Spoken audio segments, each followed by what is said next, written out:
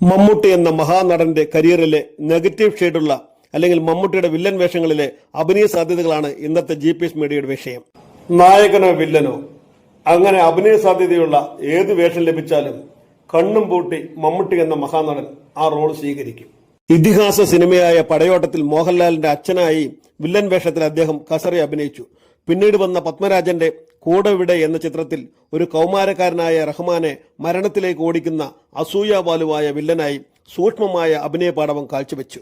തന്റെ മടുപ്പിക്കുന്ന super hero പരിവേഷങ്ങൾക്കിടയിൽ ഓരോ പ്രത്യേക കാലയളവിൽ അദ്ദേഹം അത്തരം റോളുകൾ മടിയില്ലാതെ സ്വീകരിച്ചു. മേഘം എന്ന പ്രിയദർശൻ ചിത്രത്തിൽ നീചനും അസൂയാലുവുമായ ഒരു സൈനിക ഉദ്യോഗസ്ഥനെ അവതരിപ്പിച്ചു. അതേ രീതിയിൽ തന്നെ അഴകിയ രാവണനിലെ കഥാപാത്രത്തെയും വിലയിരുത്താം. ഇത്തരം വേഷങ്ങൾ ഒരു സൂപ്പർ സ്റ്റാർ ഏറ്റെടുക്കാൻ തയ്യാറാകുക എന്നത് അതിശയകരമാണ്. ഒരേ കടൽ എന്ന സിനിമയിൽ മദ്യപാനമുള്ള ഒരു അക്കാദമിക് താരമായും സ്ത്രീകളുമായി ഇടപഴകുന്ന ആളായും അദ്ദേഹം മടിയില്ലാതെ അഭിനയിച്ചു. പാലേരി മാണിക്യം എന്ന സിനിമയിൽ നായകനായും വില്ലനായും അദ്ദേഹം അഭിനയത്തിന്റെ കാണാക്കാഴ്ചകളുടെ സൂക്ഷ്മഭാവം നമുക്ക് പകർന്നു തന്നു. മുരുക്കൻ കുന്നത്ത് അഹമ്മദ് ഹാജി, ഹരിദാസ്, ഖാലിദ് അഹമ്മദ് എന്നിങ്ങനെ 3 കഥാപാത്രങ്ങൾ ഒന്നിനോടൊന്ന് ഒട്ടും സാമ്യം പോലും ഇല്ലാത്ത വിധത്തിൽ മമ്മൂട്ടി ഒരു റെഫറൻസ് പോലെ അഭിനയിച്ച് പ്രതിഫലിപ്പിച്ചു വെച്ചിരിക്കുകയാണ് അബ്രപാളികളിൽ. ഇതിൽ മുരുക്കൻ കുന്നത്ത് അഹമ്മദ് ഹാജി ശരിക്കും നമ്മളെ അഭിനയം കൊണ്ട് ഭയപ്പെടുത്തി കളഞ്ഞു. മമ്മൂട്ടിയുടെ കട്ട വില്ലനിസമാണ് സിനിമയിലുടനീളം നമ്മൾ കണ്ടത്. ഈ സിനിമയിലൂടെ മമ്മൂട്ടിയുടെ നമ്മൾ ഇതുവരെ കാണാത്ത മുഖം കൂടി നമ്മൾ കാണേണ്ടി വന്നു. അടൂർ ഗോപാലകൃഷ്ണന്റെ വിധേയൻ എന്ന സിനിമയിൽ ഭാസ്കര പട്ടേലർ എന്ന കഥാപാത്രമായി മെഗാസ്റ്റാർ നമ്മളെ വിസ്മയിപ്പിക്കുകയും വിറപ്പിക്കുകയും ചെയ്തു. നായകനായി തിളങ്ങി നിൽക്കുന്ന ഒരു നടൻ ഒരിക്കലും സ്വീകരിക്കാത്ത കഥാപാത്രമാണ് വിധേയനിലെ ഭാസ്കര പട്ടേലർ. അത്രയ്ക്ക് ക്രൂരനാണ് അദ്ദേഹം.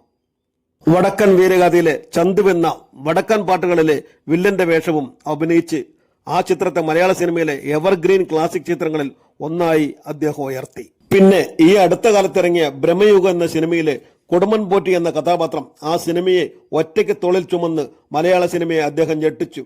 ഇത് ബ്രഹ്മയുഗം, കലിയുഗത്തിന്റെ ഒരു അപഭ്രംശം എന്ന സംഭാഷണത്തിനിടയ്ക്ക് കൊടുമൺ പോറ്റിയുടെ മുഖത്ത് ഒരു ചിരി പ്രത്യക്ഷപ്പെടുന്നുണ്ട്. അത് അദ്ദേഹം ചിരിക്കുകയാണോ അതോ കൊലവിളിയുടെ വന്യതയാണോ എന്ന് തിരിച്ചറിയാൻ കഴിയാത്ത വിധം മമ്മൂട്ടിയുടെ ഞെട്ടിപ്പിക്കുന്ന വേഷപ്പകർച്ചയാണ് അദ്ദേഹം നമുക്കായി കാണിച്ചു തരുന്നത്. ഈ ചിത്രത്തിലെ ഒരിടത്തും മമ്മൂട്ടി എന്ന മഹാനടനെ കാണാൻ നമുക്ക് കഴിയില്ല. കൊടുമൺ പോറ്റി എന്ന കഥാപാത്രം മാത്രം, അയാളുടെ കൊലച്ചിരി മാത്രം മലയാളത്തിൽ ഇതുവരെ കണ്ട ഹൊറർ സിനിമകൾക്ക് ഒരു പടി മുകളിലാണ് ബ്രഹ്മയുഗം എന്ന ഈ സിനിമ. അഭിനയിച്ച് കുതിമാറാത്ത 75-കാരനായ മമ്മൂട്ടി ഇടയ്ക്കൊക്കെ നായക കഥാപാത്രങ്ങളിൽ നിന്ന് വഴിതെറ്റി സഞ്ചരിച്ച് വില്ലൻ കഥാപാത്രങ്ങൾക്ക് പുതിയൊരു മാനം നൽകി വില്ലൻ വേഷങ്ങളെ അഭിനയത്തിന്റെ ഉത്തംഗത്തിലേക്ക് എത്തിക്കുന്ന മമ്മൂട്ടിയുടെ അഭിനയ വിശപ്പ് മാറാതിരിക്കട്ടെ.